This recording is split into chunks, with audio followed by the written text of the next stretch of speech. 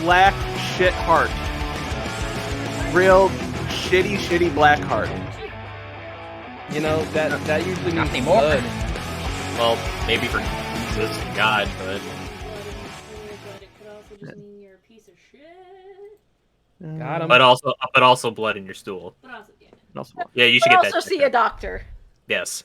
Oh, that is really high up. Anyways, if you're a doctor, hello everyone and welcome to the VGRCast, the weekly podcast about anything and everything in between. This week I'm joined by my lovely friends Mike, Ryan, Steve, Monica, and my lovely fiance Chris. My name's Kev. Welcome to the show.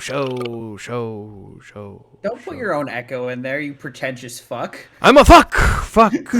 Just get a fucking soundboard like a normal person. Oh god, if I had to redo my entire setup, go XLR all the way with the fancy ass thing with all the voice mods and shit. Do it, you coward.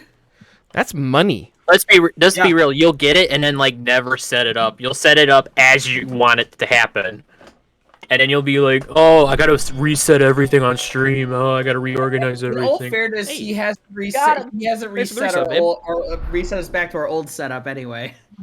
Honestly, I don't think it'll selling for like $220. What? XLR minis are like $220. I'm seeing. But I also need a new microphone. I need a new microphone. Then I really want to make the transition. I really want to make the transition to XLR for mics, but then I need my own mixer and shit. Can Go XLRs have USB headphones? I doubt it.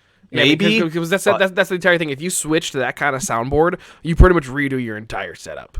Yeah, I do not.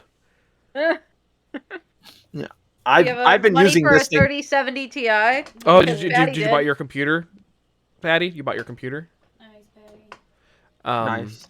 Yes, happy International Women's Day, Yeet. aka National Pegging Day. Thank you, Deadpool. As I was saying before this, I try to be a good feminist and be like, oh yes, happy International Women's Day, but I still can't disassociate International Women's Day with that one scene from Deadpool. Yeah. Yes, and because of International Women's Day, and this is totally not just a coincidence, today's Kev's cocktail is the Pink Lady. Oh. It's very pink. That's an apple. It's a pink lady. So some fun facts about the Pink Lady. This is a Prohibition era cocktail. It's called a Pink Lady because it's pink and many ladies drank it in nightclubs and stuff. And it's actually considered one of the first girly drinks, just because of its color and of its flavors. And actually I learned, so maybe not learned, but just want to say some facts. So during the Prohibition era, alcohol sucked. Like not only was it hard to find and hard to get, like the stuff you could get and afford was like terrible quality. You go blind. Yeah, like it was not good. So that's why the American cocktail revolution started, because people needed to hide the bad taste. So this cocktail is it's mostly gin. That's actually what it's called. So it's mostly gin. It's a brandy. It's supposed to be Applejack, which is a very specific kind of brandy, but I don't have it, so I just use regular brandy. Lemon juice, grenadine, and an egg white. Shaken up in a shaker with ice and poured in a cocktail glass, which I don't have either. So the Pink Lady. Yeah, it should be poured in like a martini glass, right? In a coupe. So cheers. Which one's a coupe? It's like the short one. Cheers. Did you want Cheers. Hide the bad taste. Mostly gin. Bro, this does not compute. Oh no, it's delicious. Oh god. Oh my. That is danger. I am with Patty, but then again, I also do not do the gin, as I have established many times before. Yes. Gin and squirt is the way to go for me. Oh, if we ever do an in-person podcast, we'll have to do everyone do Kev's cocktail corner. Yeah, Kevin will have to make 6 drinks. Yeah, this is with Tanqueray. They recommended using a dry gin in this cocktail to be more authentic. And Tanqueray is a dry London gin. Yes. London. The only good thing London is good for. Tanqueray is Absolutely nothing. Hennessy's War. pretty good, and Who? Bombay Sapphire's pretty good, but What is Tanqueray's I get Seagram's. I got bronchitis. You know who doesn't have bronchitis anymore? me. The entire population of the island? Yeah, because they're all healed. Because they're Or fucking. dead. No, we're not there yet, babe. We'll get there. We also Get can't. there when we Apparently, get there. chat also can't hear you, Chris. Can't hear me? You're quiet, is what they're saying. Is your microphone on? I'm blah blah blah. Blah blah blah blah. Blah, blah, blah, blah. It's picking you up on mic. Let me try. Hold on. Hopefully, Everyone it's talk. better. Everyone talk. Talk. Okay, talk again, babe. Yeah. Yeah, we'll see how that is. I can't find my stupid little, shitty little body. Is that better? Shitty little body. Is that Media Club? That's Media Club. There we go. Midnight There we- Moss. Is that one better? I don't know. Midnight Moth. One. Mole. So we got a lot to go. Hello, hello, hello. Yes, we do. Also, I have the best way to lead in here. So, when we last left, Hold on. We have a lot to go over. Plays Titanic flute. I mean, to be fair, the internet's a bunch of trolls. Since this is the last mass, I need to change into something more appropriate than this shitty jersey. Okay. Oh. So, This is what a do you bit. got there? Oh God, it's All right. a bit. I Hold love on. it. I had to move this Media Club thing. Hold on. We gotta show that. There you go. Yeah, we gotta move this. Oh, it's okay, They Patty. make tuxedo undershirts. Yeah. Yeah, of course. Yeah. So good. Steve, that's what I'm gonna be wearing under my suit for your wedding. Fair enough. Anyways. Anyways, so, and when we last left off, Riley had gotten by the angel, and Nom nom nom. so I had no doubt that he would have survived. And just to quote the note that I wrote, the biggest question I had was whether or not Riley would drink the Kool-Aid. The answer is a fiery no. No, fuck that shit. Literally, fuck this shit. I'm out. Yeah. I'll be honest, I barely remember anything about episode 5. Yeah. 5 It was was a while mostly ago. just explanation of what's going on. And then just like Understandable. Have a nice day. Yeah. There wasn't a whole lot. Then the ending, you know. Yeah. Yeah. And- Go ahead. Sorry, go ahead. Oh, No, this go is also ahead. the first time that Mildred goes back to church. Looks And she's Oh, yeah. like, Better than her daughter, honestly.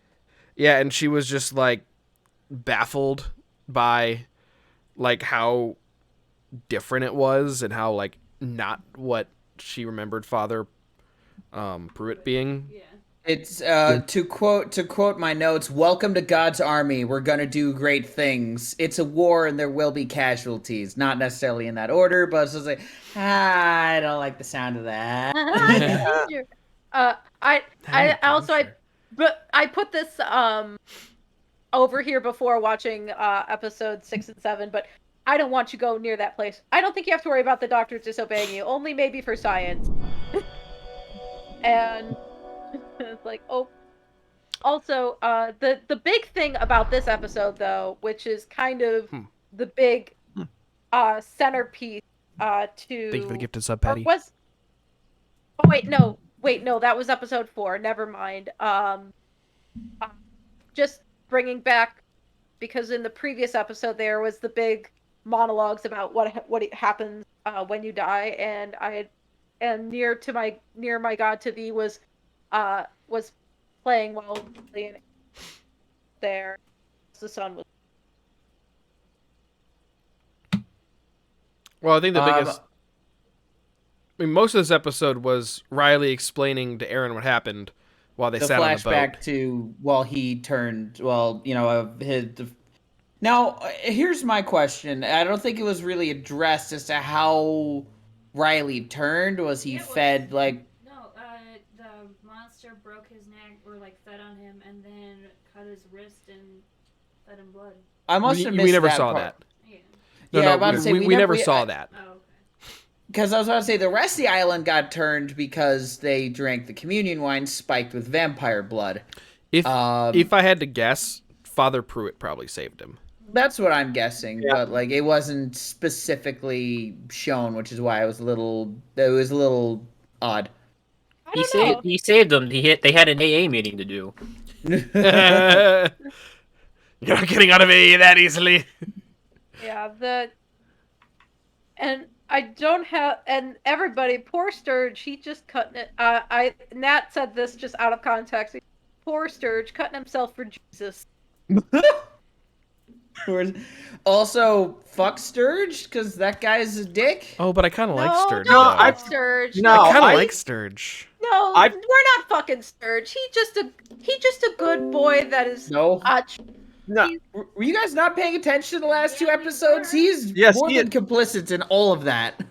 He is everyone's complicit by the end, Steve. It's just a Fair. matter of like he went from like handyman to I guess I'm in this now and just got kind of swept along for the ride. Like he really didn't seem like he wanted to do it until like the very end where it's like this is for a lot of these people, this is a very big case of sunk cost fallacy, I think, where by the end of it, they're like, well, I'm already we're in it. here. Yeah. Might as well finish it. Yeah. And so just while we're on that, and it's the whole thing too, where like even like Father Pruitt talks about it later on, about how, it's not become about God anymore. It's become about like him and everyone, and it just you kind of just there are people definitely in religious settings that can kind of get sucked in and not realize what they're doing, even though it's against their like personality, kind of.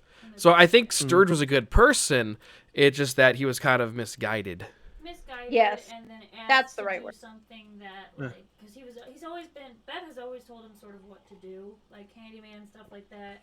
He's always sort of answered to her and the mayor. Yeah. And the mayor was just kind of like, she says, let's roll him up in a fucking rug. Let's roll him up in a fucking rug. And Sturge's like, Yeah. Gotta get rid of this dead body. All of the authority figures on the island are just like, hey, we're going to do this. And he's just like, I mean, you guys. All right. Me, so... yeah. Yeah, He wasn't. I don't think like he didn't. Obviously, in the last one, we saw that he didn't. He was not okay with really anything that he was doing. Yeah. Yeah. But sorry, go ahead. Oh, I was just gonna bring back to episode 5 is that it's amazing just the level of zero fucks that Bev Keane continues to give about vampirism.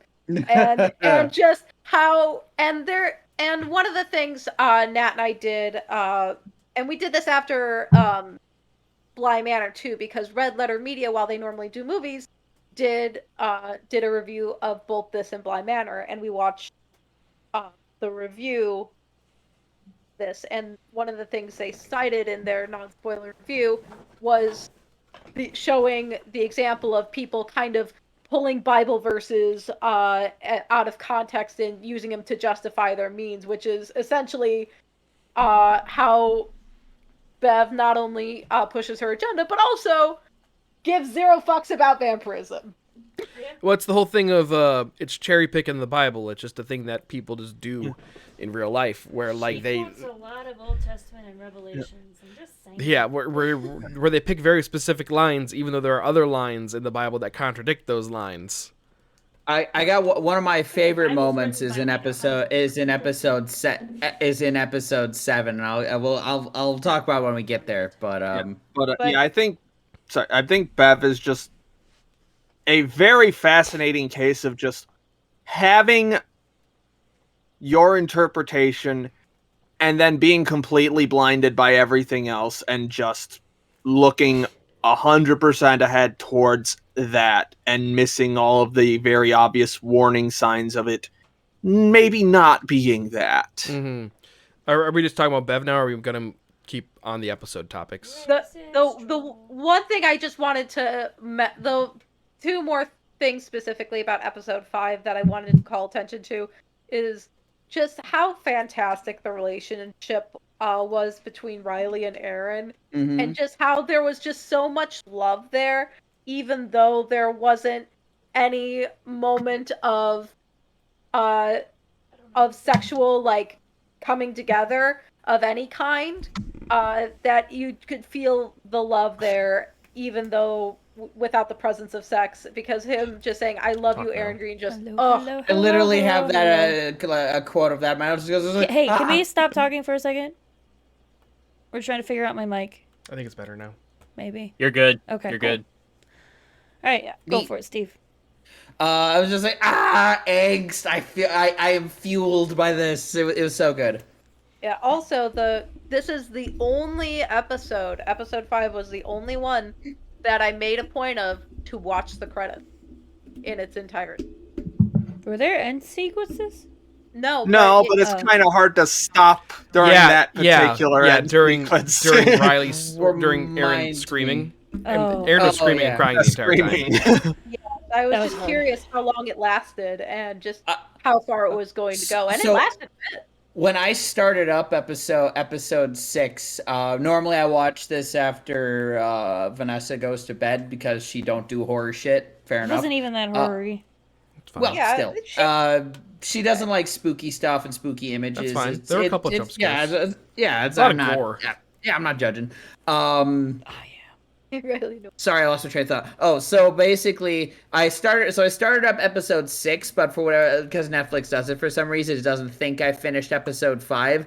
So it basically opens up on it started up on Riley fucking dissolving and Aaron screaming, and Vanessa texts me going like, "What the fuck was that?" And I'm just like, "Oh, that's just the main character bursting into flames and dying." Not the main character, actually. Well, the main character up to that point. Yeah. He is a main character. There are 2. And my note for that is maybe not such a good idea to burst into flames on a wooden boat. It worked out. Just, fine. Just treated wood. I'm sure it is, but as those of us who played Don't Starve know, it's not a good idea to set campfires on a fucking I'm on boat. fire, I'm wet, and I'm on fire, and I'm wet. We were cold. You guys were complaining, so I lit a campfire. You fuck. Yeah. We also didn't know that was gonna happen. More. There was We fucked water. around and It found shouldn't out. have lit on fire. If you don't know what we're talking about, there's a Twitch clip on my channel. Go watch it. It should be called "I'm on fire and I'm wet." It's great. My last thing I wanted to talk about episode 5 was where Pruitt puts Bev in front of Riley to demonstrate the hunger. My notice: drain her, bite her, Kill her! please put us out of our misery. Oh, don't worry. So yeah, 6. Aaron goes and talks to Sarah, and like now Mildred definitely looks younger than Sarah. Just a little bit of white in her 100%. hair now. And essentially just says like, I don't know what's going on, but something's happening at the church, Well, and she there's just something in blood. She shows Aaron the blood. Yeah. It's like, you're not Yeah. crazy. I mean, if you're crazy, we're all crazy. Her little metaphor with the hand washing guy was a bit long winded, but got the point across. I liked it. I think it was Fucking important. bonkers is the. No, quote I have. learned something new. Yeah, that was very Oh yeah, important. me too. Fucking It was also kind of important to setting up the Her blood. Just- yeah. that and just the general mindset of freeing your mind to new possibilities. Essentially, Which is kind like what is common sense to us now was crazy to people back then. Oh yeah. Yeah, like, why do you need to wash your hands? which also you could very easily flip around and say like that justifies like Bev and Father Pruitt's position on things. True. But so it's a very gray area kind of term for kind of mindset to use. Yeah, that's fair. I think about it that way. The sheriff monologue fucking shattered me. Yeah. Oh, so good. Oh yeah. Uh, It shattered me. After Raul that, after Coley that, for Kevin. best actor. After that, Kevin was like, "Oh, he's fucked." I'm like, "He's been fucked since the beginning." Yeah. He was a Muslim on an island full of white people. He White was not Catholics. taking it off. White Catholics, yeah. White Catholic. But yes, that speech kind of just stole the show. Ugh. It was so good, but part of me thought I feel like they should have dropped maybe a few more hints at that along instead of just having one giant massive plot dump basically right at the end. But I mean, that's just my opinion. Wouldn't you just consider the casual racism as like subtle hints Yeah. to that? Fair enough. I mean, they were kind of giving like not like that broad of like strokes of like, hey, I was part of NYPD, I was a detective, but like they kind of imply that he gave up stuff to come to Crockett. Yeah. So Yeah. that part at least was kind of implied. I have the note. You want me, the brown-skinned Muslim man, to investigate the white people church. You think that's a good idea? But to be fair, he does. He does, and he does With a pew pew. with a pew pew. Because she's. Oh, That's Alright. later. I know. No, I think that's the same We're not going. It's the same episode. It's Yeah. the same episode, but but yeah. later in the episode, yeah. Yeah. I did like when Sarah was like, "You don't carry a gun." Yeah, that was like Kevin and I were like, "Carry a gun, carry a gun, carry a gun." Yeah. To be fair, though, from there's a lot of this episode I don't remember because from the moment the processional started to the end of the episode, I was just in an anxiety Oh, I know, attack. right? I'm just I'm, like taking notes and watching at the same time. And just being like, oh, because you know that I knew the second I'm like, oh shit, this is the moment. Meet This your is- new vampire boyfriend. No, oh god. And although, yeah, and just like I was just, and I am an anxious motherfucker, so that was just, whew. Yeah, this was very much the setup to the shit's fucked episode that would follow it. My note so there's a whole sequence of them handing out candles and walking to the church, and my note on that is how long does one hymn last? Fuck. You'd be surprised. Very long, Steve. We can make it last for a very long time. As someone who Catholics, plays music for that, it can go for a very long time. Fucking that little Catholics. repeat bar at the end, we make a heavy use of that. even then, like sometimes in church you'll be handed like a pamphlet that says like lines 2 and 4, and then but then they give you ad nauseum. but they give you the same thing like they give you the full thing, and it's like 8 verses, but you're just singing 2 and 4 during that one mass. Yeah. But there's like 8 verses in that song, and each time you got to sing the hymn again. Gotta go to the verse and sing the hymn and go back. I just have like tiny bullet points for like the next like 20 minutes of the episode, but You don't need to read them all. Oh, I'm not going to. But the one I did want to call attention to was I think something I brought up. I don't think I brought it up on stream. I think it was actually in our Twitter chat. Was like, wait a second. If that guy is Monsignor Pruitt, why'd he fuck up the how do you pronounce it, Catholics? The vestment. Yeah, how did he fuck up the vestment? And he did it on purpose. Yeah, I knew that was on purpose. Yeah. Well, yeah, but We talked about it last he didn't- week. I mean, well, what? Not last week. Or 2 weeks ago, we actually talked about that. We discussed it 2 weeks ago. It wasn't What revealed happened. back then, but Yeah.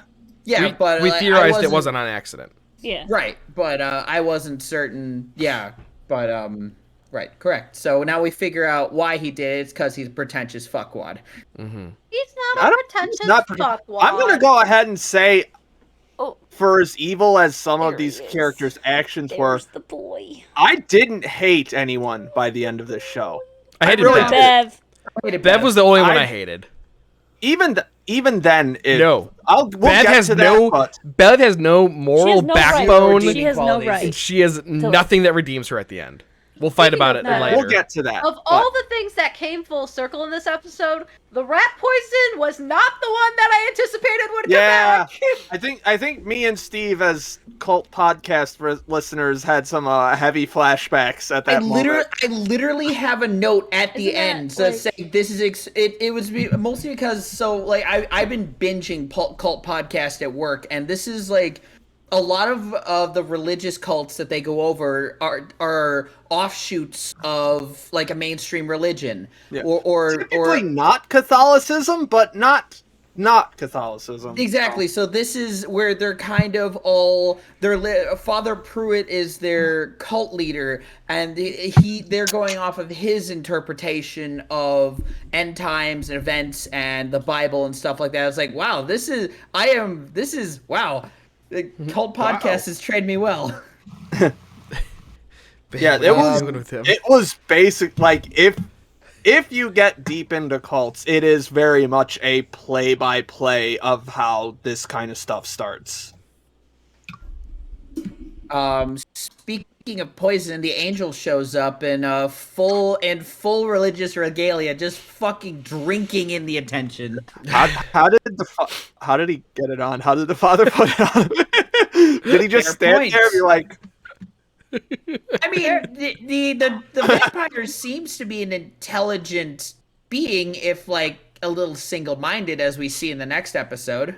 I mean, he Yeah. was wearing Father Pruitt's outfit in the Earlier. first one. yeah. And for thousands of years, he was probably starving. So, like, Well, Yeah. I had a question or a theory. So Chris asked, like, what if they don't eat?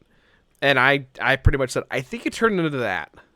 Like I think you kind of turned into that wild animal bat thing. Like if Maybe. you don't eat, essentially, because essentially the eating brings in more human blood, which kind of balances you out. But then if you don't get enough human blood, it kind of takes Good theory. over, and you become that bat thing. Because it's implied that he was locked in that tomb for like 1,000 years, yeah. Working out. For a while. working out, getting swole, lifting Yeah. rocks. Yeah. Oh, but I would not describe him as swole. quick No, quick he was backtracking. Not Drinking. I hope y'all appreciated the gag warning I gave, because I had a really difficult time once everyone started drinking the Kool-Aid. I did, and I ignored it. Were you waiting for that? No, but I just remembered it. It didn't bother me that much. I mean, I think the no, go for it. You both started at the same time. Yeah, Steve, you first. I was just saying, it was more the emotional stuff where I was like, no, don't do it. God fucking damn it.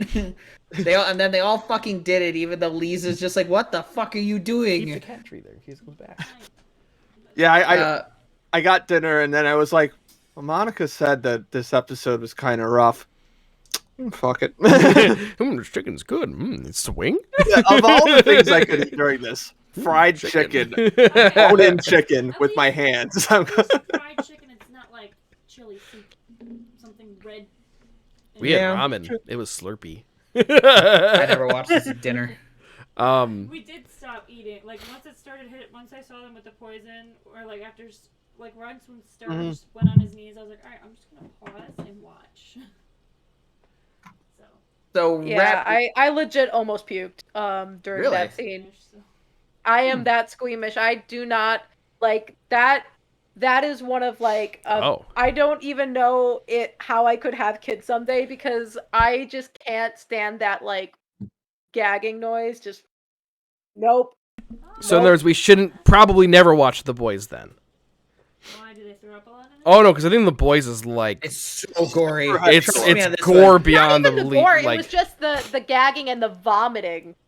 That was Oh, what got me. okay. Alright, fair enough. I've had this USB brick for maybe like a year, and I didn't pull off the plastic bit. Oh wait, can I have that? This? No, the USB. Oh. Unless you're using Wonderful. it. I want to So- charge my chair. I want to charge my chair. So charge your chair. It's got a massage pillow. The new chair.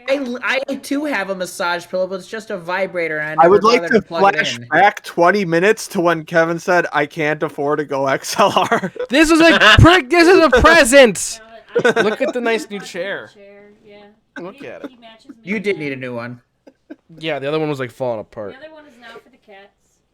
They can sleep with his So rapid fire. Ali goes to drink the thing. Sheriff's like, fuck this shit. Tries to shoot people. Gets immediately disarmed after shooting it in the air. Ali goes ahead, drinks it anyway. Has to watch his son die. Has to watch his That's son fucked up. die for now. Well, yeah, die. He doesn't know. For all Millie, he knows, it's all fucked up. let's see. Sheriff gets held down. Major scuffle. Everyone's drinking the thing. Millie shoots Paul in the goddamn head and then gets immediately yanked out the door by the angel. Everyone starts coming back, and then my note is, why hasn't Bev turned? Well, she fucking because she hid. didn't. Because Because she's she. a coward. She's a Yeah. coward bitch that. Well, Should've she died didn't first. turn because she didn't die.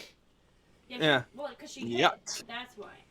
Yeah, she hid, and then they But found I her, love, and I love Erin's reaction to that. She's like, "You hid." I'll just be 5 minutes. I'll just be 5 minutes behind. we've got We got 5 minutes. Love it. So good. That was a And then perfect, there's like, a action movie line. there's a mass feeding rush because well, I mean, Paul wasn't there to guide them, and Bev said, "Fuck this shit, I'm out." That is kind of loud. Can you guys hear that? What? No. It does And kind of then- sound like a vibrator. Bev throws open the doors to the church and lets the flock out into the night to do shit. Yeah. Sturge is like, "Why?" He was trying to stop her for that too. So again, good boy Sturge. Good boy, Sturge. He is a good boy. I like Sturge. Yeah. He good. Yes. I like the effects on the people's eyes as they wander about. Yes. The animal- Yeah. I did like that. The animal glare. I forget Just what a it's little called. bit. And also, Bev, Yeah, like once that. she does finally turn. Ah. Pretty lights. Bev is a moth. So it's called the Tabatum lucidum, which is the shining layer, Ooh. which is the tiny mirror in the back of many type of nocturnal animals' eyes, because it helps. Oh, them that see. tracks super hard for It vampires. helps Yes, them I owned a see. Game Boy Advance SP. What? Backlight. Yeah, backlight. It's The SP was the first backlit. not a backlight, it's a mirror, and it's a dogs and cats as well. What the so fuck, that Ryan? it's easy to find. Yeah, I didn't have it. I'm not apologizing. I didn't have a Game Boy What did Advance. you I went right send? to. What did you send? Best persona is a moth. You could just say that out loud, bud. Well, we're past that. So, Well, we're past episode that. 7. Somebody wakes up on the ground, and it actually took me quite a bit to figure out who it was. Oh, it didn't. It was Yeah. Mildred. Yeah, to me it I Yeah, figured it I out knew right eventually. away. I figured knew it out right away. eventually, but it was the hair color that threw me off, I think. Yeah. Now it's she's because super young. She's Now she's her. Super Mildred. Did it hurt? The Mildred that flies. Did what hurt, Ryan? Isn't that what Pruitt said Oh. to Mildred? No, Yes, I thought you were going for a Hey. joke there. My bad. He asked When if the it angel was- dropped you. Like that's Same thing. Like yeah. Well, yeah. Well, yes, it gnawed on my neck. It gnawed on my neck for about 20 minutes. So yeah. Monica, you were trying to say something? Was I? I don't think I. Oh, okay, never mind. I- I just saw a look yeah, on your there's- face. Yeah, there's just the aspect of in terms of one of the very interesting things I noted, in terms of the very inconsistent rules of de-aging, because for the older people of the island, it's like it's very inconsistent, like because Pruitt talked about how it went to his prime age, whereas Mhm. Riley didn't de-age at all. Pretty When much he nobody de-aged Well, except Riley's like what? Like our age, maybe? a yeah, little but older? still, like you'd think, like in his if he was going back to his prime, he'd go back to before prison. Unless think it this was- is currently his prime. I think prime was more a metaphorical thing. Like it fixes your bodily ails. Like if you want to get super technical about it, it probably Oh, yeah, like 'cause, it. Like, 'cause- Aging is just when your cells basically kind of start to break down, your organs start to fail, your if you want to get real technical about it, it's when your telomeres on your genes get shortened and the gene copying starts to eat into like the good data. Nerd. See, I was gonna be like, I'm the scientist. I was gonna be like, thanks, Mr. Bio Major. Hypothetically, it could like lengthen your telomeres, or I don't fucking know, but like. What I was kind of assuming is that it's all about what age you were healthiest at, I think. Yeah. Also, wouldn't it take? So you could be the healthiest at 40 years old. Yeah, you could be the healthiest. So like Riley is now alcohol free. He's sober. He's cleaned up. This could be his healthiest. Yeah. Mildred could have. She could have like her brain could have started deteriorating at an age of like 30. So that's why she went back so far. Yeah. Okay. Or it's just plot device, and we shouldn't really be able to think about it too hard. I think they just wanted to have young Pruitt and young Mildred at the end of the thing. Also, the de-aging thing, wouldn't that take time? Hi, Danny. No, I mean, You'd think. Pruitt was an old man when he went into the cave. The next morning, he woke up a young man. True. Yeah. Yeah, but it also took Mildred how long to de-age from what state she was in? At the She wasn't a beginning of the vampire show? yet, though. Because the whole That's thing is true. that in this universe, they established that you could take in as much vampire blood as you want, and it heals you and shit, but you don't become a vampire until you die. Well, yeah, and so Right. with Pruitt... Danny! Yeah. Hi. See, it's the eyes doing the thing. Shut up, Danny. Oh, she's so grumbly. Oh, you ate some wet food. I smell it. Yeah. You smell Yeah. it. So I've actually grown to love the smell of cat food because when Abby didn't eat, I never smelled it on her, and then what happened after that. Anyway, with Father Pruitt, the creature gave him a lot of blood at once as well. Like True. just like one of them. So could be the amount of blood, and he was only seeing Mildred. I mean, Oh, he was that's seeing right. Mildred every day. I think he did visit her every day for communion. Yeah. Yeah. Yeah. Because they were not just childhood friends. They were childhood fuckers. Well, she was also Oh, we married. called it, boys. We fucking She called was- it. she was I- married thank and you. an adulterer. Good job, I called Monica. I really like the resolution to that though, where Pruitt specifically says that he does not consider any of that to be a sin. Like he doesn't see that as a mistake at all. That was a really nice moment and there. then when he was just to Sarah, they just said to Sarah, "I'm so proud of you. I love you." And he was like, "Yeah, do it, burn it down." And then you were like, "Oh my God, Pruitt is the best character in the goddamn show." I thought his character turn was a little sudden, but It is But very. he never had a out of character turn, though. for typical cult leaders, but I think he had enough not wherewithal and wisdom within himself to realize that he had done something wrong. Hot take, maybe not hot take. He's not the cult leader. That is. Bev is the cult leader. Bev is, Yeah. yes, but he started. He's it. the figurehead. He's definitely the figurehead, but the figurehead is not always the one in charge, i.e., the British government. He is the What? Joe Exotic Oh. to Bev's Carol Baskin. No. No, I don't know if more. that's the correct I don't think metaphor. that No. They were enemies, Mike. They hate fought. each other. Yeah. Yeah, I don't know. I never saw Tiger King. It's more like What did you know? it's more like British Parliament to the royal family, Yeah. Yeah. where like the royal family is the ones that seem like they're in charge, but God, Parliament's how do you really the do, ones in fellow charge. kids? I watch Netflix. No, what is it? What is it? It is how do you do, fellow kids? No, yeah, that. But then the Carol Sorry, you got me like Carol Baskin. thing. Carol Baskin. She goes- Goddamn Carol She's Baskin. like, "Hi, all you good cats and kittens." Cats and kittens or something like that. We can just move past that. Anyway, back to the show. There was a moment that I liked when Annie comes out of the burning house to after Bev Molotovs the shit out of it to talk to Bev. Yeah, I Mama Flynn getting a little Molly Weasley on Bev's ass.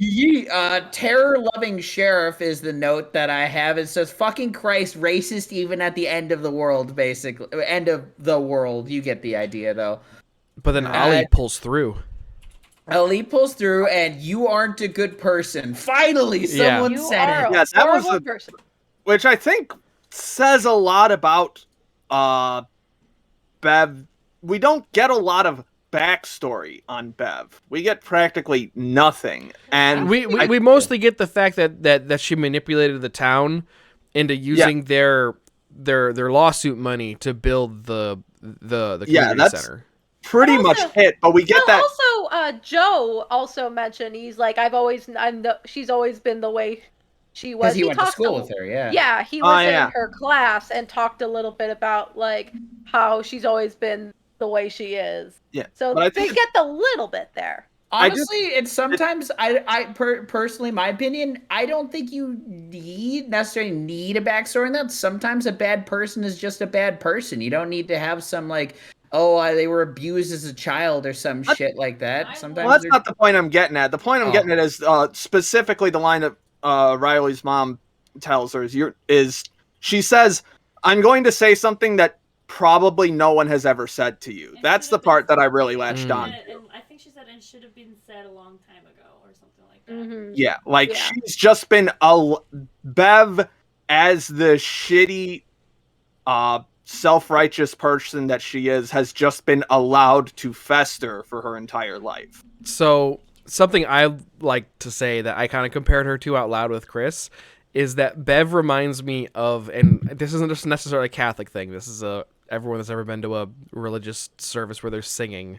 There's always someone in the audience who's trying to sing just a little bit louder than everyone else, or holds the last note just a little or too holds long. it just a little too much, or is saying saying the response prayers a little too loud.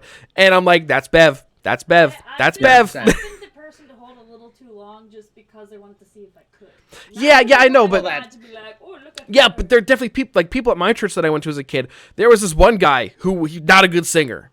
Like I'm all for singing and stuff, but just not a very good singer. He would purposely sing very loud, and even as a kid, I was like, "Listen, buddy, God's not gonna pay attention to you more because you're singing a little bit louder." Also, tune yourself.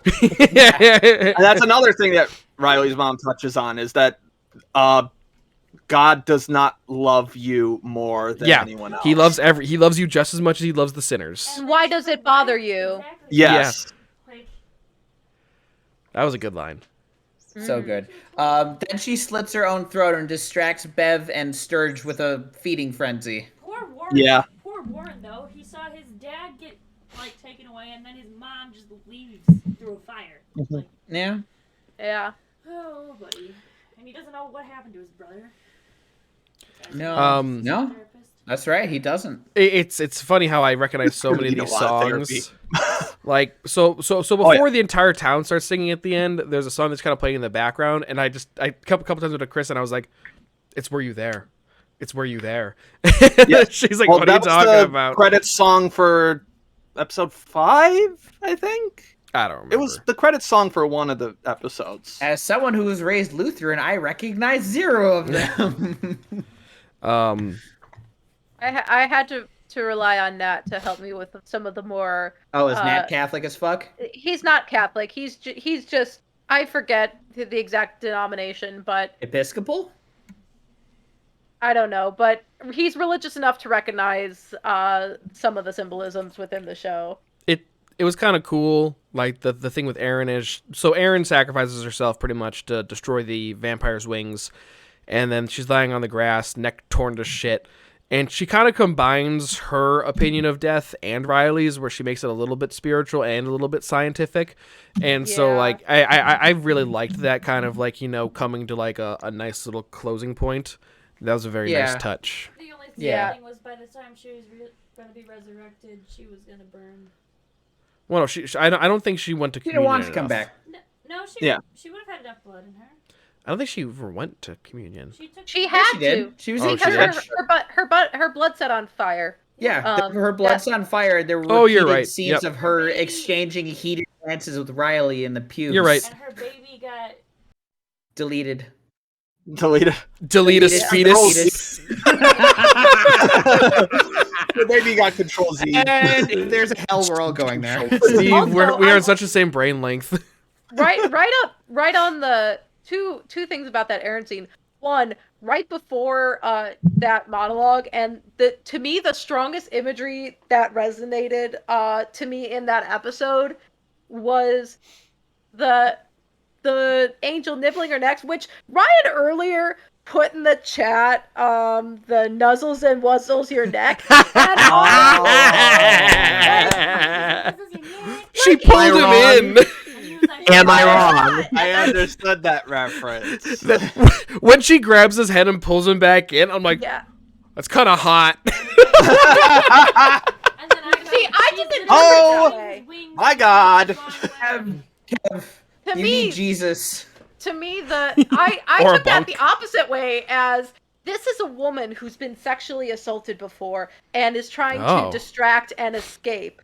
Oh. Oh. Yeah, the ending of this show Well, was that's very awkward. woman power. Like there was a lot, like Yeah. even like Bev's International kind of like Women's thing Day, at the everyone. end.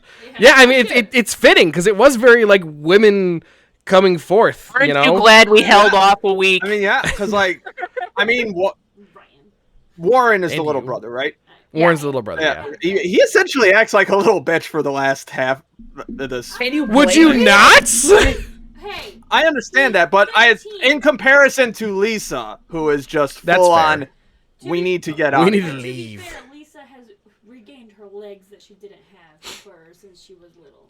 So I got legs, motherfucker. I'm gonna use them. So wait, hang on, real quick, just back to nuzzles and wuzzles your neck. In the other group chat, the other Discord that we have with Kevin's like high school friends, that's his nickname.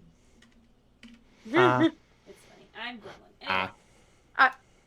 Anyway, I just wanted to talk about that when it flashed initially to the scene where Aaron has the monologue about what happens after you die, and I didn't know if it was where that was going at first, because at first I'm like, oh, is she going to like see her baby? And it's like, no, and even in the and it even has a different feel because Riley responses to her are a lot warmer and a lot more caring and kind than it was in the original scene. yeah. Not that he didn't Say, feel he didn't warm. talk much, did he? Did he say anything? He did. He had this look about him, and Oh, it okay. was just more attentive and more how probably Aaron sees and wants to see Riley looking at her. Fair enough. Yep, that's fair. And I like that. Oh, I'd like to rewind a little bit, where Annie and Ed meet back up. I think Ed's his name here. Riley's Is it dad. Ed or Ned? Yeah, it's Ed. Okay. Ed. Mama and Annie Papa Flynn. Annie and Ed. Annie and Ed meet back Fair. up, and they find out neither of them have been feeding on either of their feeding on their neighbors. And I love this little bit. Is the general gist of it was whatever this is, it doesn't change who you are. With the implication being they're basically choosing to do it to other people. You have a choice, and they're choosing to give into it and kill basically willingly kill their neighbors. What? Those two? They didn't do that. No. No, the but other the people, the other people. conversation, Gotcha. the conversation implies that there's a choice. Yeah. Yeah, there's a choice. Like you can be. You can fight it. It's very You can fight- hard, but you can fight it. From what I understand, yeah. I mean, of Yeah. course, none of us have been vampires, so we don't No, know that's how fair. hard it is to fight. But Hey, it speak also for yourself. it also doesn't outright vilify the people who have given in, though. So I Yeah. think that was a solid choice. Like So. Warren's friend, that Sturge, like I like to think Sturge Yeah. adopted him in the last half hour of their lives, where he's just like, "You think I killed my mom?" I'm just like, Yeah, that was real sad. or Howie, fuck Bev. Fuck Howie that. was out of nowhere being like a great Right? Random representation of the. characters. It's like, oh hey, He's just that's like he was just a fisherman. He wasn't Yeah. super religious. He I mean- just went on his boat, did his job, and came home. He treats That- me real nice. That's why Sturge was still a great character at the very end. Yeah. Again, the only character. And he was like, "Go, you should go to the beach and watch the sunrise. I know how you like that." I was like, And so this is the whole reason why I think Bev is the only character I don't like. I just can't get behind, is because at the very end she was the one that was like, fuck you, fisherman. You never came to mass. You need to come in, even though like God's message is literally all are welcome. Like there's literally like songs about all are welcome, and like the whole. We've also established that she constantly picks and chooses. Yeah, really likes the Old Testament. The Old Testament and Revelation. Yeah. Well, also, I did note beforehand when they showed the inside of just all the cots. Immediate was like, that's not enough. Yeah, that's nowhere near enough. So I knew there was going to be some picking and choosing when the time came. Mm-hmm.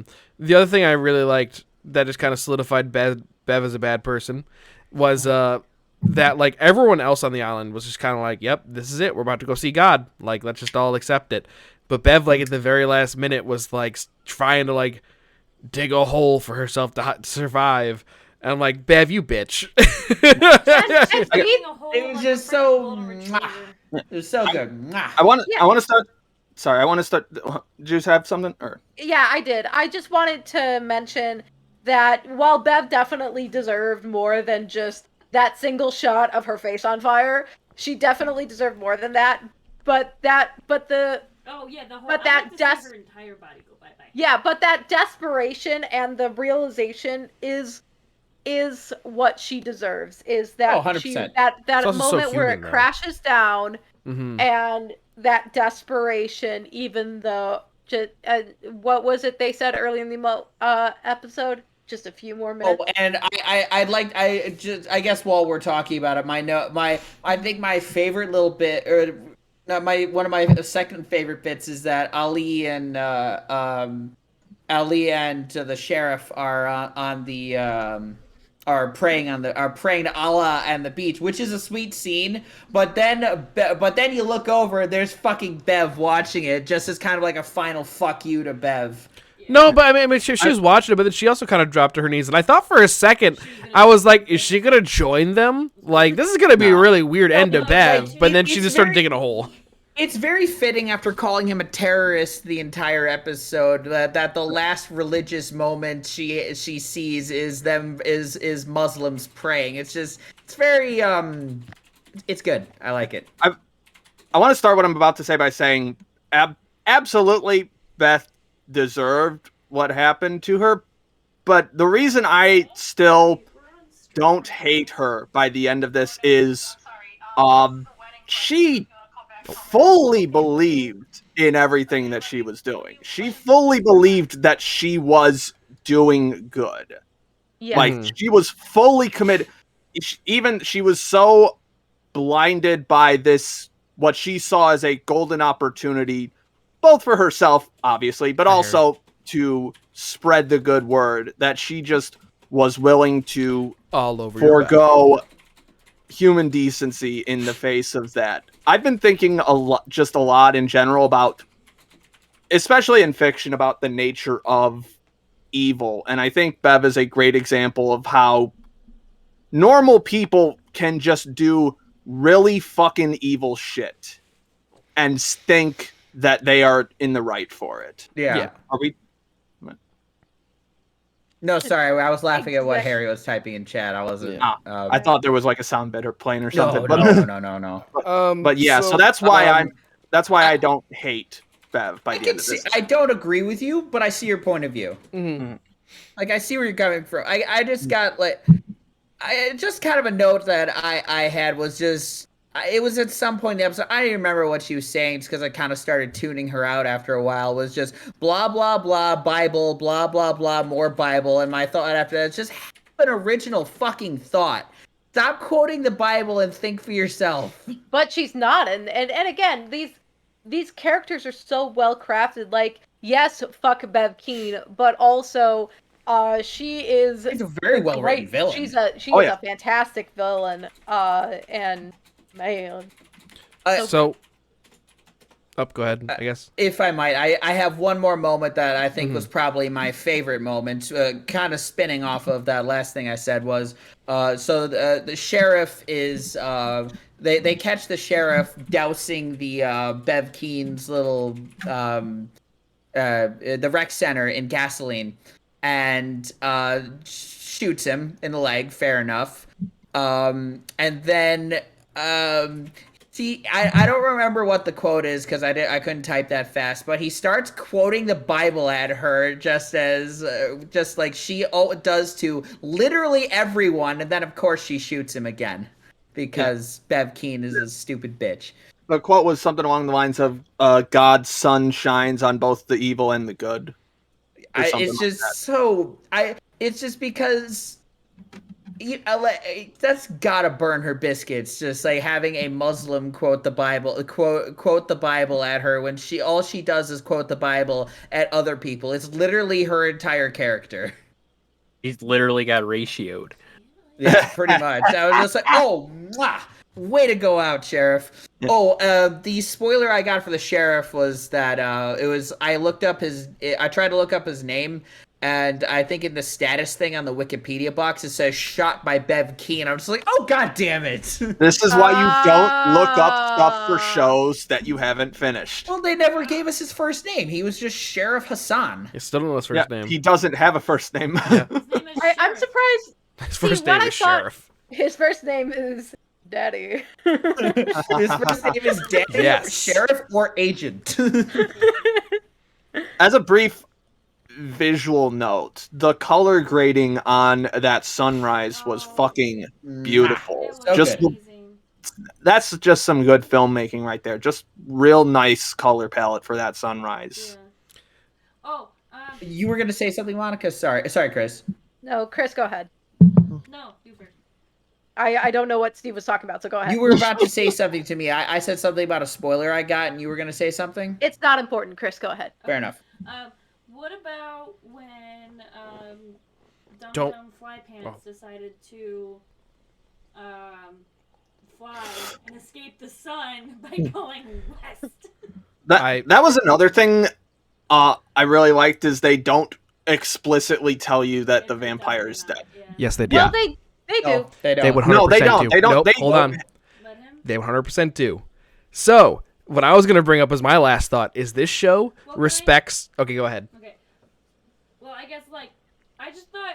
I guess it was animal instinct where he's like, I need to get away from the sun, so I fly this way, which is the direct opposite of the sun. But that leads into Kevin. So, this show does an amazing job of respecting vampire lore.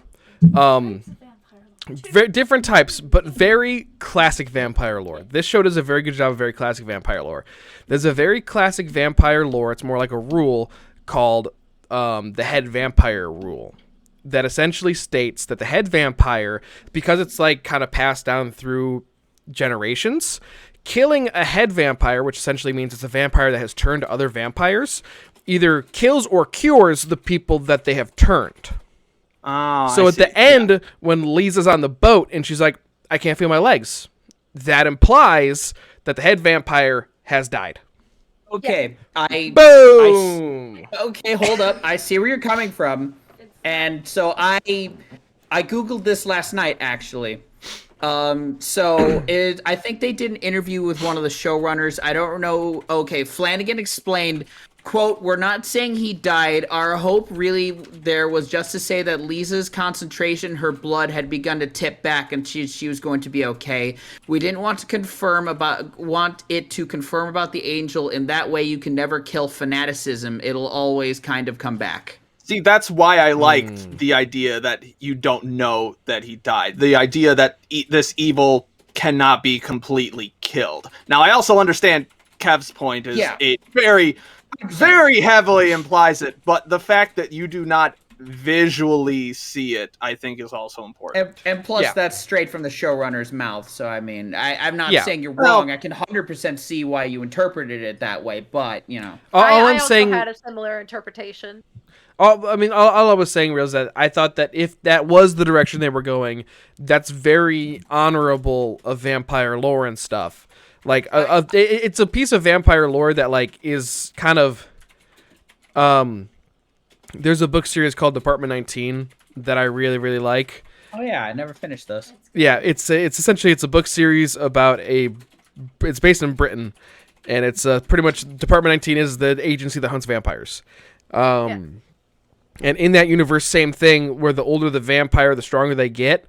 But then later on in the series, and this isn't really a spoiler, but they discovered that the stronger of the vampire that turns you, the higher your potential is. So like being turned by like a super old vampire could make you a super strong vampire kind of thing. Yes, Harry, the books are based in Britain. I think Britain? They're based in the UK. Leave me alone. Ooh, artistic interpretation, like how the Bible can be interpreted to be helpful and loving, leaves a forgiving Joe, or horrific, Bev. Yeah, valid. Yeah. So does And anyone... Oh, go ahead. I was gonna say, I was very hungry for an epilogue, kind of like what they did with Bly Manor after that. But honestly, one, it doesn't really need it, but two, the hunger just came from just I'm so invested in these characters. I wanted to know more. I wanted to know what happened to those kids. Yeah. Oh no. Yeah. Are you done? Sorry. And like I would have loved if there were some more people that survived, like seeing them turn. If Erin lived, would her baby have returned? What would have happened if more of them survived the attack? Like, no one survived. I know, but I'm saying, but what if more of them survived? What if more of them have survived? Would they have regressed back? And it's just like if such a hidden in like a cave or something. Right. Yeah, and like it just shows how well developed this world and these characters are, that I was just like, I want to know more. Like, I would love a spin-off show telling the story of Pruitt and Mildred. Would love that. But like the whole thing is that the island is pretty much engulfed in flames at the end. I don't think anyone's surviving on there. Well, no, but it's not the fact of if more of them survived. It's what if more of them survived? What would have happened? Okay, but they're all singing, and then the sun rises, and then immediately the singing stops. Oh, so good. I got chills on that. I was like, huh. Mm-hmm. I was like, Shout out to all you music people getting butthurt that they didn't resolve that chord. I was kind of annoyed about that. I am triggered. No, and then I was just kind of wondering, do you think the kids heard the whole town singing or no? I don't think so. No, they're too far away. You get to cuts of them while the song is going on, and you can't really hear it. Okay. So I don't think so. I really liked Erin's little soliloquy with soliloquy is not the right word, monologue, where I liked the whole, basically the TLDR of her thing was given her enough time, hydrogen starts asking where it came from, was kind of the gist of it, and I really liked that. Does anyone have any ending thoughts? They never said the word vampire. It makes me mad. They never said vampire. Yeah, it's just like, do you guys not have vampire movies? Well, to me, the vampire, the explicitly calling it vampire doesn't matter, because that's not what it was about. No, I know. Yeah. Also, I think they were pretty vampires. I also think by the time Mr. Baldface showed up in front of everybody, they were way more preoccupied with other things than just saying that's a vampire. I said something when the angel Voldemort showed up into church and he was at the head. I was like, oh, he's kind of cute. And I was like, Voldemort. Babe. And I was like, he's got a nose. It's cute. Sturge runs over and says, "Did you put your name in the goblet of fire?" And then you got Harry as Warren, you know. Let's vote.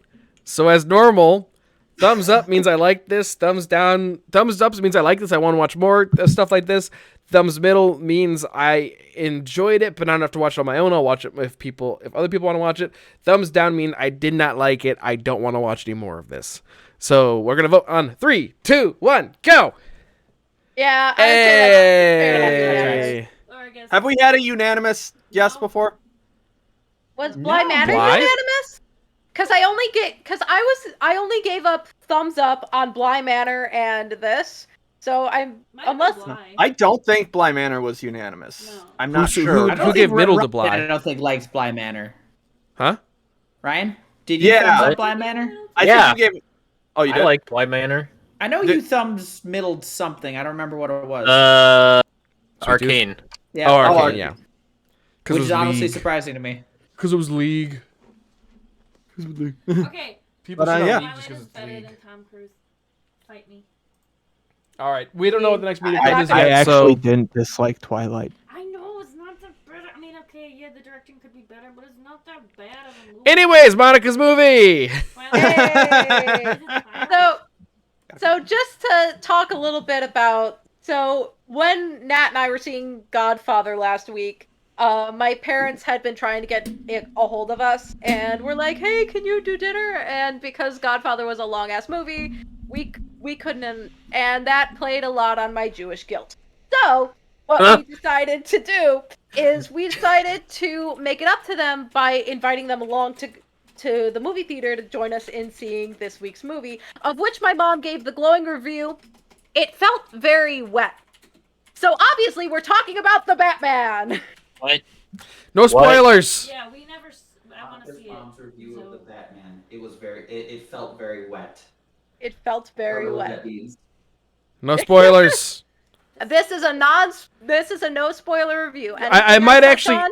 I'm gonna get another drink. You keep talking. I actually don't want to know anything Yeah, about this movie, so I'm same. gonna walk away. Yeah. I'm still here, Monica. It's fine. Okay. Oh, Well, Mike will come back and he's seen it. So Sorry, I don't want to know anything. Yeah. I'll put cat. okay. I know. I'll stick So- around, but if you get too spoilery, I'm out. Okay. So Batman. God, Nat, spoilers. Anyway. Oh, God damn So it, you're Nat! gonna I make know- yourself a drink by me? So Can I have more wine? it was directed by Matt Reeves. So for those who don't know, Matt Reeves previously directed Cloverfield, and the final two movies of the 2010s Planet of the Apes trilogy, specifically Dawn of and War of Planet of the Apes. Okay, all right. So already pretty good pedigree. And Is that the one with Franco in it? maybe I don't know. I don't know how many of the- them he's I in. only saw the first one. All I remember is that I vaguely remember my. Oh wait, what was that, Nat? Oh my God, children! Franco was in Rise of the Planet of the Apes.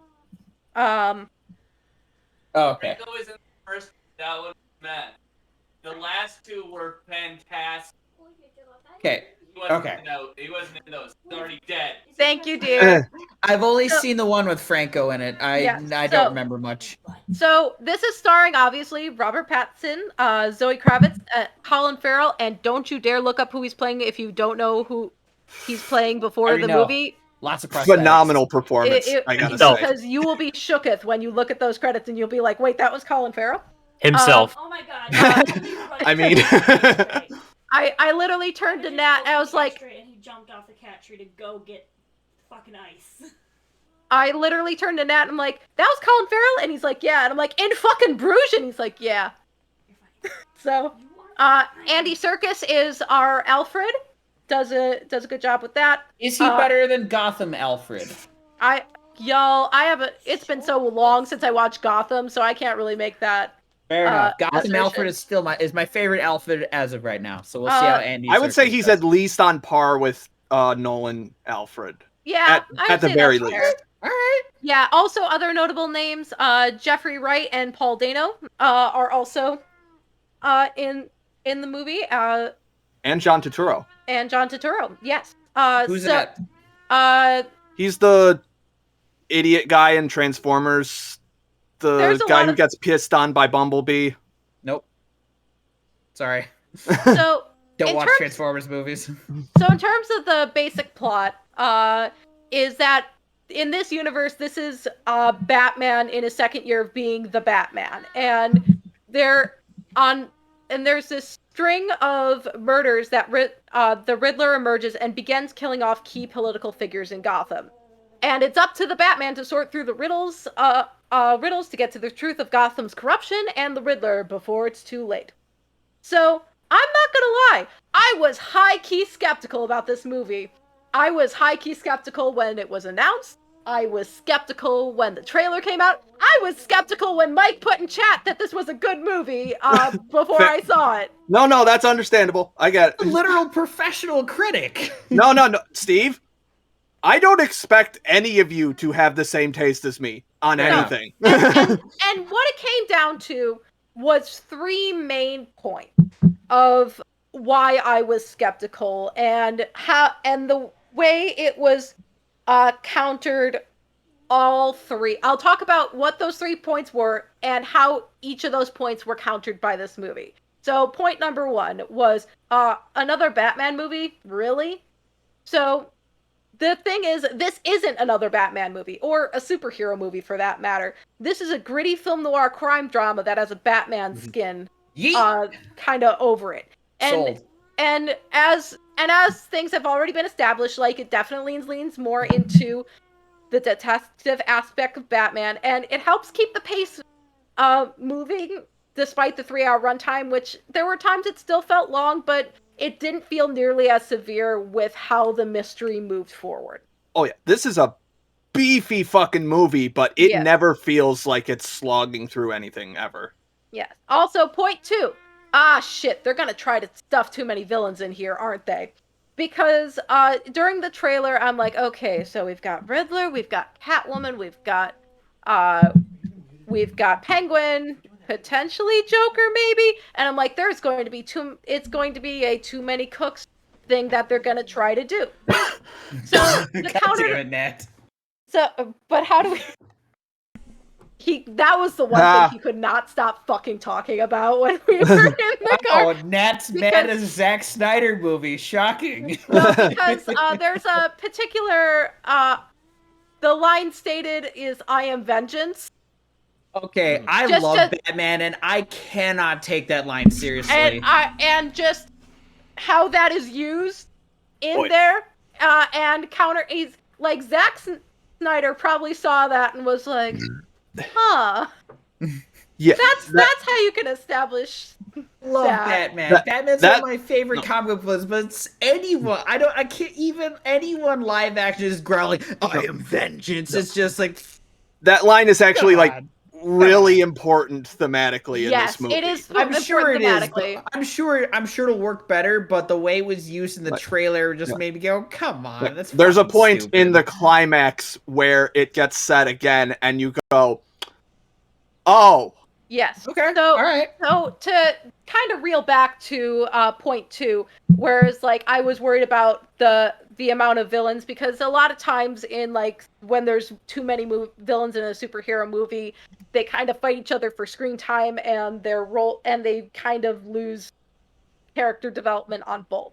So jumping off of that last point, the villain problem is solved by filtering their characters through the roles of a film noir rather than a superhero movie. So, big example is treating Catwoman more as a femme fatale rather than a villain, and not treating Penguin as an antagonistic of the Batman and just a piece of the mystery. So he's like the gangster kind of, the red herring or something. I don't know. Nah, you'll see. Okay. And so Riddler still shines in the way that he is used. And God, I love this interpretation of Riddler. And because in previous cinematic Batmans, he's always been treated as a fucking joke. And it literally played by Jim Carrey. And it's one of those things that just shows like, yeah, he can be fucking scary. And then my other big third skepticism was, I'm unsure if Robert Pattinson can fulfill the duality of Bruce Wayne and Batman, because in any of the previous cinematic Batman, it's always a huge challenge to strike that balance of playing the dark, brooding Batman, the dark, brooding intellectual Batman, and the billionaire playboy philanthropist Bruce Wayne. I personally can't speak for, and there's some that play one side better than the others. I can't speak for Keaton Batman or Val Kilmer Batman because I haven't seen those. But as far as in terms of the balance, like I think George Clooney and Ben Affleck make better Bruce Waynes, whereas Christian Bale makes a better Batman than a Bruce Wayne. I can 100% get behind that. So where Pattinson shines in this spectrum is the fact that they take away the playboy and philanthropist aspects of Bruce Wayne out of the picture, and where he's not really at that point in that development yet. He doesn't really. He's still so consumed with grief, even like 20 years later from the act of his parents dying, which also by this not being a superhero movie, they don't have to kill Thomas and Martha Wayne on camera for the umpteenth time. So he's still very much putting there's all this grief there and putting all of his identity into the Batman.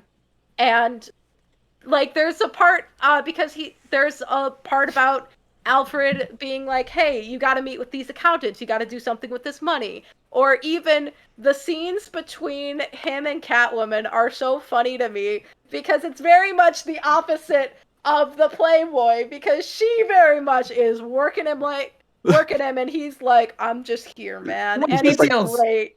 He's just like, you got a lot of cats.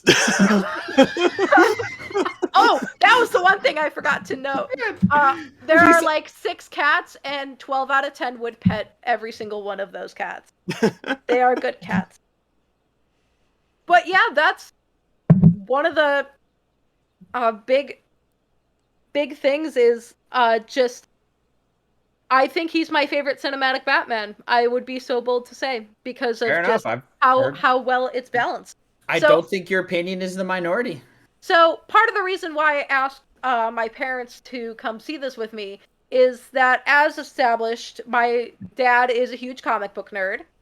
And I was wondering if he was able to identify some aspects of the comics. So I don't know if this would be a spoiler or not for you, Steve, but Long Halloween is what you're going to say? Yes. Yeah. My dad was like, he cited that there were parts of the Long Halloween in there, Batman Year 1, or 2 for this matter. Also, upon my research, Matt Reeves also cited Batman Ego as an inspiration. I'm not familiar with that one. Apparently. Oh, there was... Yes, really over bail. Also, one of the interesting little tidbits, factoids that I found is that Robert Pattinson cited that of Kurt Cobain as his inspiration for his Bruce Wayne, someone just very uninterested in the fame and fortune. I could see that. Now that you say that, I can see that. So I'm more wondering if you're going to get to why your mom called it wet, other than the fact that it's Gotham and it rains all day, every day. Yes. Fair enough. Wet. This is a very grimy Gotham, which is one of the things I loved about it. Yeah, and I know that and we saw it in IMAX, because whenever there's a movie we really want to see, we drive over to the rich city AMC and go in their big IMAX.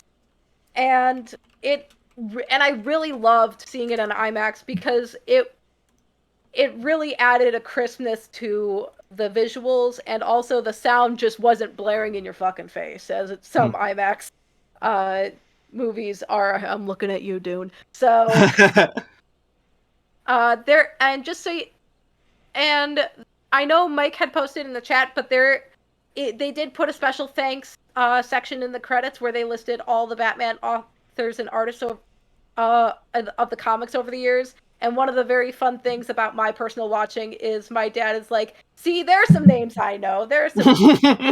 he's like, I know those names. And then he's like, yeah. And just in case anyone cares, which I think maybe only half of a person will care about this. He cited Neil Adams as his favorite Batman artist, followed by Jim Aparo. So there is a post-credit scene. Don't blink, or you might miss it. Literally. It's literally like 5 seconds long. Post-credit scene. Don't blink. You might miss it. Okay. But overall... Steve! Yeah, we're talking about Batman. Yeah, and yes, his parents die. Spoilers. Oh, well. Martha is the name of Batman's mom. Whoa. Anyway, overall, it's a very refreshing take on Batman leaning into the brain rather than the brawn of the bat. Definitely worth a watch. And again, it is a 3-hour movie, so just make sure you allow enough time. I really dug the look of the car because the car is just like, Oh. I haven't made a tank yet. I just want something that goes fast. Yeah, you're safe now. You can come out now. Somebody, your parents, his parents gotta. His parents kind of haven't coming in this one. Yeah, do you see how they were dressed?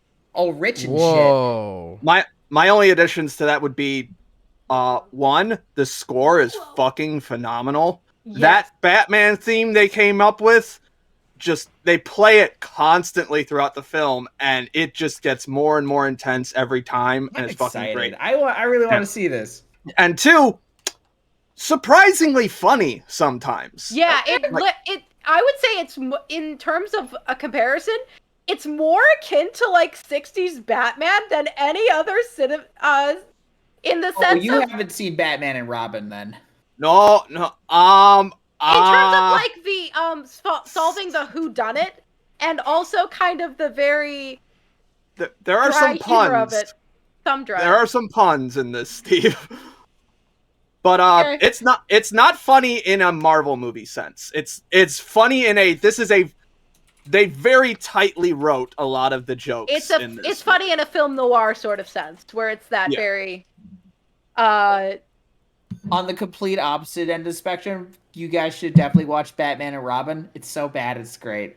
Sorry, Kevin said what whoa, and so I just thought of Scooby Doo what whoa, but so he goes whoa, roll. Wait, what? International? I don't remember. Don't read it out loud if that's Harry DMing you. I just say, Monica, my favorite joke. I'm going to speak in very coded language. When they're interrogating a person, and he just completely flips the situation on them and just shouts at them a particular line about a language. I just lost my shit. Let's message her on Facebook. Yeah. Anyway, we should move on to another topic. Anyway. Like this shitty weather. Yeah. Welcome to Illinois. We have all 4 seasons in 1 week. And now the snow is gone again. It's gonna snow again tomorrow night. Days. Not know No. Illinois is? You get 4 seasons in 1 week. It's not a surprise. Even in the summer. I hate it here. Seasons in 1 week. And then sometimes an extra season, which is the super, super hot season. I checked, Harry, I answered your question, and no, that's not the post-credit scene. There's a post-credit scene? Yes, there's a post-credit scene. Don't blink or you might miss it. Great. Evan, what are we doing here? So... We're talking about the shitty Illinois weather. Yes. We'll put this topic in there. Okay. So... Who did the topic? I threw it in there just in general because I fucking hate it. Fair enough. Yeah, I had to go into... I've been going into the office because they've been pulling people back into the office, and I had to drive in that fucking snow yesterday, and it was brutal. It was brutal. That was good of me. See, my office has been back full-time for a while, but my boss is also super understanding. So, my car sucks in the snow right now, so in the morning I was kind of like, yeah, my car is kind of terrible in the snow. And I got to just work from home. That sounds nice. Neat. I wish I mean, I've never stopped going into the office. Same. Although on the flip side, what was it? This past Saturday, it was fucking beautiful. Oh, it was gorgeous. And windy as fuck. Yeah, it was definitely. I mean, in like a lion, out like a lamb. That's how they talk about March. So. Yeah, and then Sunday came and it was all the storms. What kind? All of them. All at once. All at once. Yeah, I mean, in terms of snow in March, yeah, that is a thing. I mean, there is always at least one April snow before it's officially spring. Like every year, everyone's like, "Oh my god, it's snowing in April." It's like this happens every fucking year. Mhm. Yeah. Nothing ever changes. Nope. Nothing It's ever. always the Yeah. same. Sports. It's always the same old game. Same game for sports. Sports. Oh yeah. Oh. Oh, Harry, okay. Harry, we already did Happy International Women's Day. Oh, what did you but get I- for us, huh? Yeah. What did you get for us?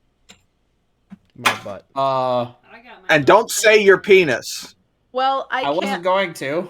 No, Well- Harry. Well, Kev can give Chris his butt, but what do I get? I got myself a therapist.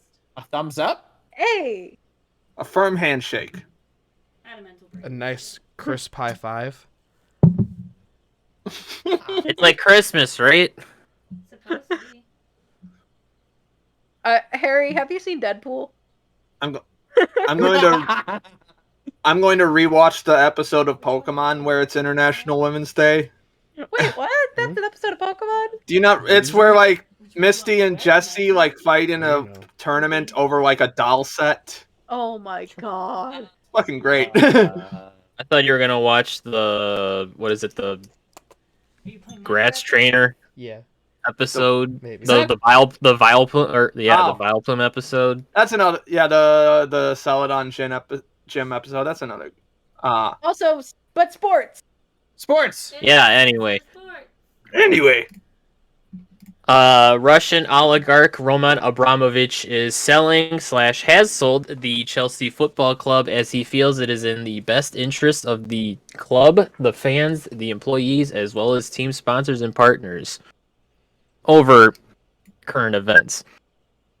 Capital One Arena, the arena the Washington Capitals play in, was being accused of allegedly banning signs with messages pertaining to Ukraine or Russia. A representative said that this was in regards to their general no signs policy for fans as to not obstruct others' view of games, but they did say they are allowing flags as long as they do not obstruct views or hinder game experience. A quote from Barry Trotz, the head coach of the New York Islanders. Turnovers are like ex-wives. If you have too many, they cost you a lot. End quote. What? Happy International Women's Day! Don't get a divorce and then they won't cost you money. I mean, they still might. See, after the third one, you got to start thinking, Maybe I should sign a are we prenup. the baddies? Am I the problem? Am I I the the baddie? Am problem? I the drama? I think I'm the drama. No, it is. No. It is the it's the women husbands who who are are wrong. or vice It versa. is the women who are wrong. I mean, anyone can be wrong. But usually it's men. Yes. Canadians were Can't polled argue about with that. what Canadian NHL team is their favorite. 27% said the Toronto Maple Leafs were their favorite. 26% said the Montreal Canadiens. Okay. 18% said none of the 7 Canadian-based NHL teams were their favorite. And those were the top 3 results.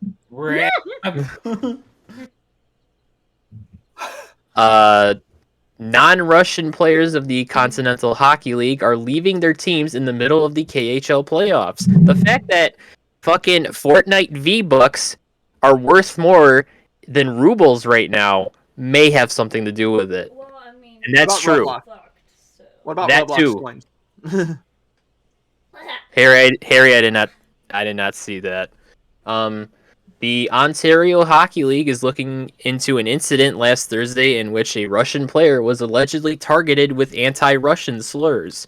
They deserved it, depending on what side they were on. What is it? Just saying. No, I'm not even gonna ask that. I'm just gonna look it up. Slava Ukraini. Oh, really? Sexual miscreant and Montreal Canadiens prospect Logan Mailloux got his shit pushed in during a fight by Windsor Spitfire and Detroit Red Wing prospect Pascal Zito. Mailloux came under fire over the summer around the time of the NHL entry draft after it was found that he had showed teammates photos of a woman he had relationship he had relations with without her consent. The photo bit, not the act. The act was consensual. Good. The photo bit and is still important though. yeah. Yeah. And after this came up, Mayu specifically told NHL teams to not draft him because of that. He got drafted anyway. Oh no. Although I think he should consider dropping playing hockey at the pro level altogether because of the photo incident, but also because he got fucked up by a guy named Pascal. With a frying pan? What? The Good for First name Pastor Pedro? Joe. Thank you. Oh, gotcha. The NFL has indefinitely suspended, at least through next season, Atlanta Falcons wide receiver Calvin Ridley for betting on NFL games, of which he reportedly bet on games involving the Falcons. It was also reported that he only bet about $1,500 worth. He will be missing out on his owed salary for the 2022 season to a total of roughly $10 million, making the worst loss for a bet ever and tonight's biggest loser. Woof. Honestly, these motherfuckers should have known something was up because someone was betting on the Falcons to win. That's good. That's good. That news brought up a good talking point in past NFL suspensions. Ray Rice beating his fiance, 2-game suspension. Adrian Peterson, felony child abuse, 6 games.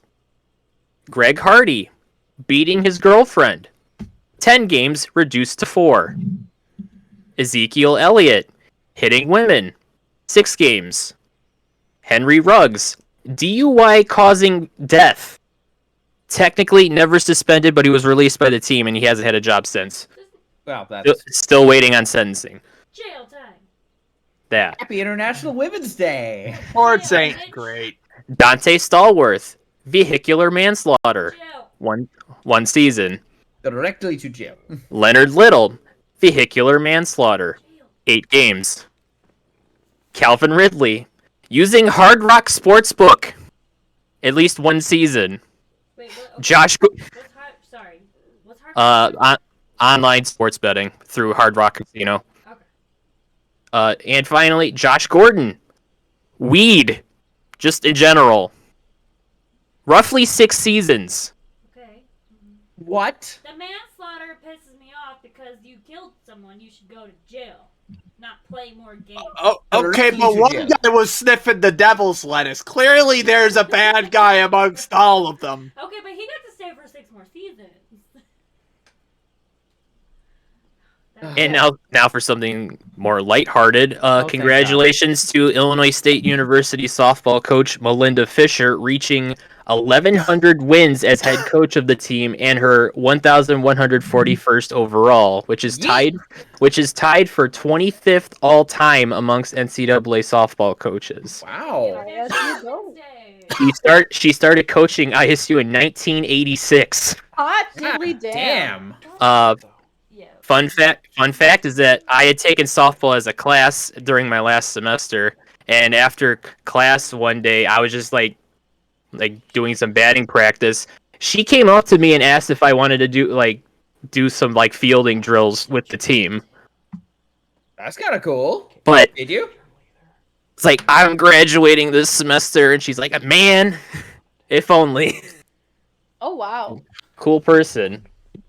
And finally, sticking with ISU, Illinois State University pitcher for baseball, this time not softball, Trey Krause struck out the first batter he saw in his first game since beating motherfucking cancer. Nice. Damn. Right. Fuck cancer. Yeah. Oh yeah, I did see the thing about ISU getting a new basketball coach. Yeah, but I couldn't think of anything like do a funny spin about that. Other than the coach that needed to be gone is finally gone. Not everything needs to be funny, Ryan. Lies. Lies and This- slander. Because trumpets. Does anyone know how to pronounce the new basketball coach's name? Because I really hope it's not pronounced Pete on. Yeah. Peon. on me. Pay on me, little piss pot. Aim for my mouth, I want to gargle. Tip tapping. I got a new keyboard and it's super clicky clacky. What team does motherfucking Cancer play for? What league is that in? Nat. But yeah, Ryan looks pretty spiffy today.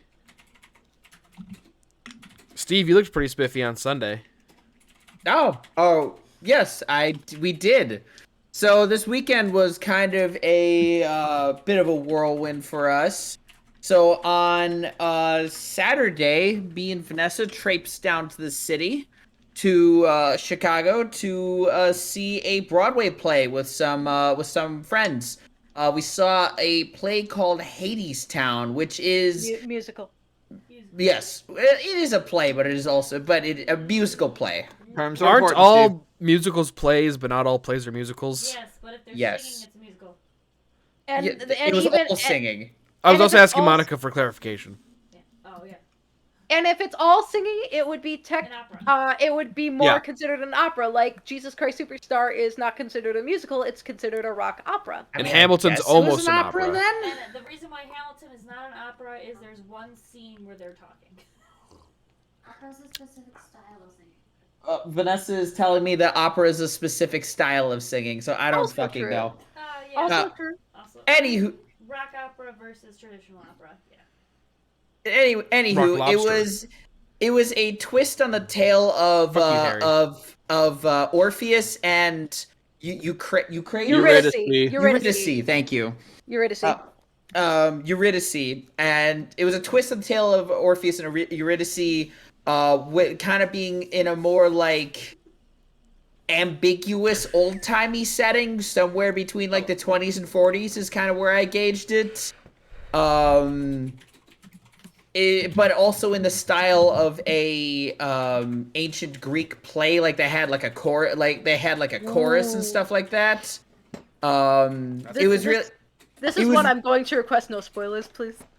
Yeah, dude. I mean, it's a tale. I mean, if you're looking for the tale of Orpheus and Eucrates, I mean, Eurydice. whatever that one. You were so close to saying Ukraine, and I would have just lost my shit. Anyway, so anyway, it was really good. I enjoyed myself quite a bit. There was one song that I really liked. It had some cool visuals. This song was really good. It's been stuck in my head for the past 3 days. I've only got 2 complaints. One was that like it was not like a complaint exactly. Unfortunately, where our seats were was they were in obscured view seats because the one of the overhanging balconies cut off like the top half of the stage where some of the actors were hanging out, so we couldn't see that. But like nothing like super important happened up there, so not a huge loss. Yeah. Sorry. And my other complaint was that even I kind of picked up on it at some point, was that the main lead wasn't great at singing voice, wasn't amazing. Kind of like Lin-Manuel in Hamilton, except kind of worse. It sounded like he was forcing himself into like a register he wasn't comfortable with, like a higher register than his natural singing voice. So everyone else was super strong. They actually had a couple people come over from the actual Broadway play, or one person come over from the Broadway play, the actress playing Persephone.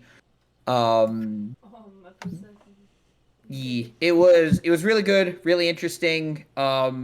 Highly recommend if you get a chance to see it, but it's probably too late because it's only in the city for like 2 weeks. So if you can snag a ticket, go for it. They should put it on Disney Plus. They should. It was good. Is it a Disney Let's see. production? No. So just saying then- that's what they did for Hamilton. Yeah, Hamilton was good.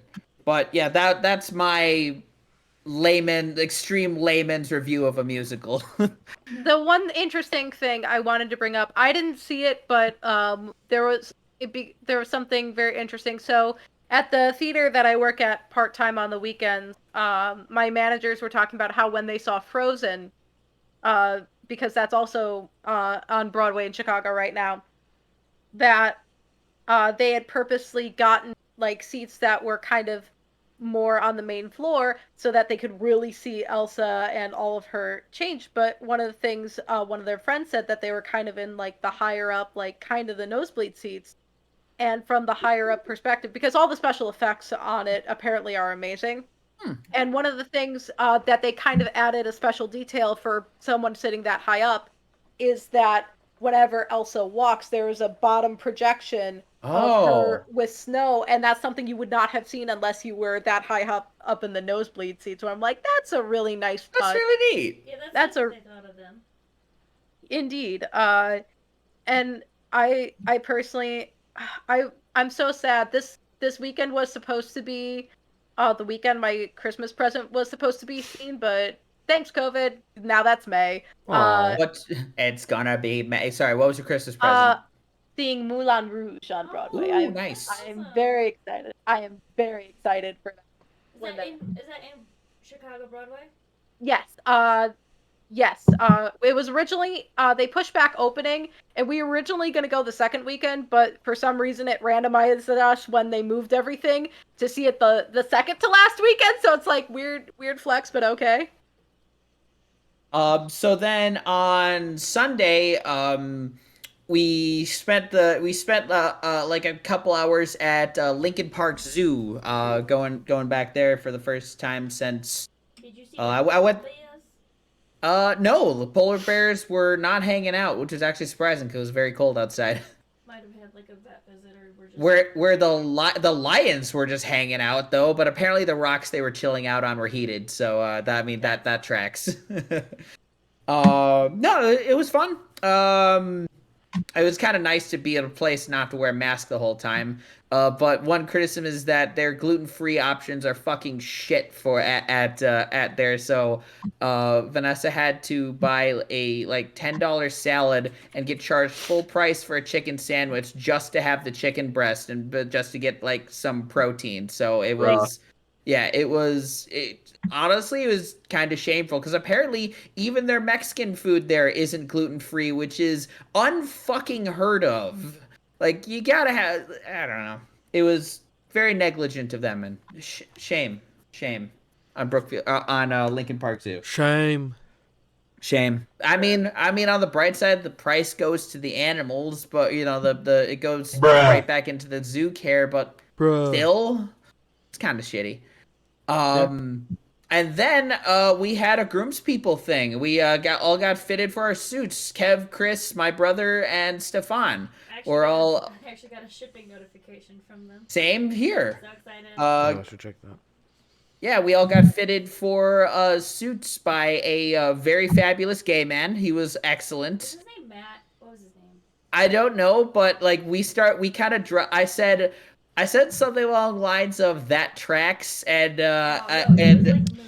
I didn't know he was so much older. He was like that dude was not you could He was 40. If that dude had told me he was my age or younger, I would have totally bought it. But he was 41 or 42. Yeah, he said he was born in Insane. 81. I was like, Like, what? no, you weren't. You're lying to me. Man, I hope He's I very looked that good good at looking. that age. Yeah. He's very good looking. And he knew what he's doing. I was more than happy with the sizes they put me in. Just gonna get a little tailoring done. Then we went and did some bowling and bowling at Whirly Ball. It was a lot of fun. It was a whirly ball, bowling, and laser tag place. Yeah, we only did. You invite- I was winning. Yeah, and then Steve stole it from under him. I was winning. Fucking strikes, Did you invite dudes. your cousin Roman? I did not invite my cousin Roman to go bowling. I was I thought doing it was so well in the Nico. first half. Is I thought it was Nico. or is it That's Roman? it's Nico. Nico Yeah, no. Bellic is the protagonist. His cousin is the one who's always calling him to go bowling. Nico, it's your This is cousin a Roman. typical You want to go Russian accent. bowling? Well, we can make fun of the Russians right now, so it's fine. That's fair. Well, no. Well, Anyway, we can't because apparently they're losing this war. Yeah, we can but make fun all- of them.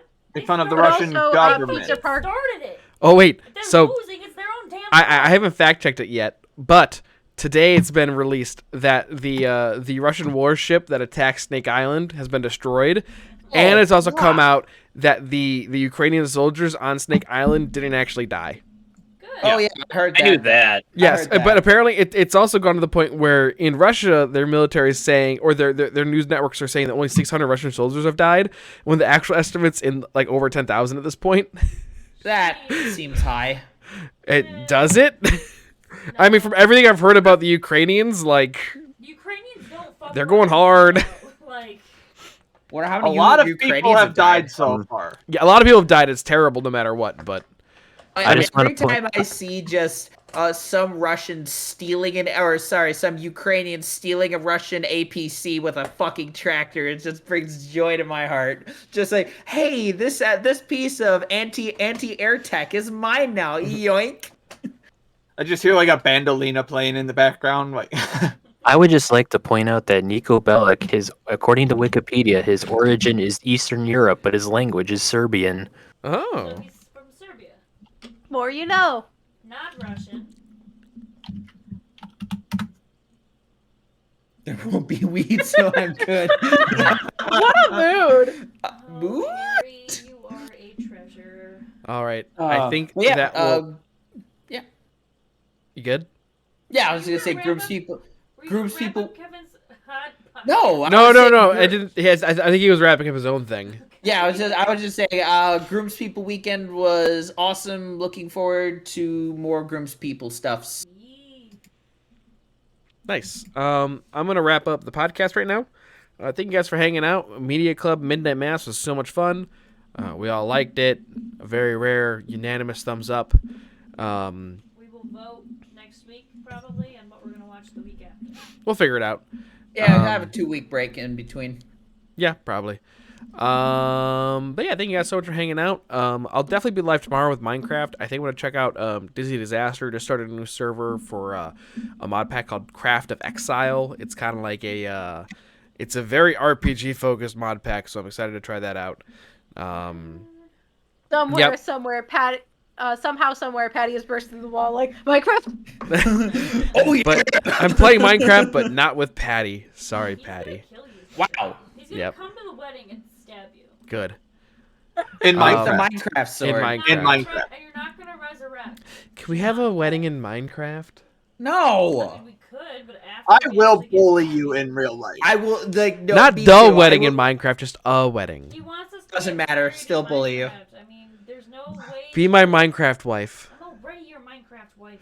Jesus, Oh, Patty, you well, can't just join like that. Get out. Podcast. Patty, get the fuck out. You're hurting my feelings. Oh, he just cut off. Oh no. Oh God, what happened? Oh, there we go. Oh, I see what you did. Have a wedding in Overwatch so Harry What? can be there. I see you just overlaid your thing on top of your thing. Yeah, because I have to. That's what you did for years, too. Ah. Yeah. Thank you guys so much for hanging out. I might be live in a little bit with Minecraft. I don't know. But not with you, Patty. I might check out this server right now, but I don't know. I want to get Overwatch so I can be there. Someone clip that, by the way. So, yeah. Fuck me, I'll just yeet forever. No. So yeah. Be mad at you. Something shooting We love stars. you, Patty. Yeah. Oh, No God. streams this weekend either. Bye. I think we broke Monica. It's okay. I broke myself earlier.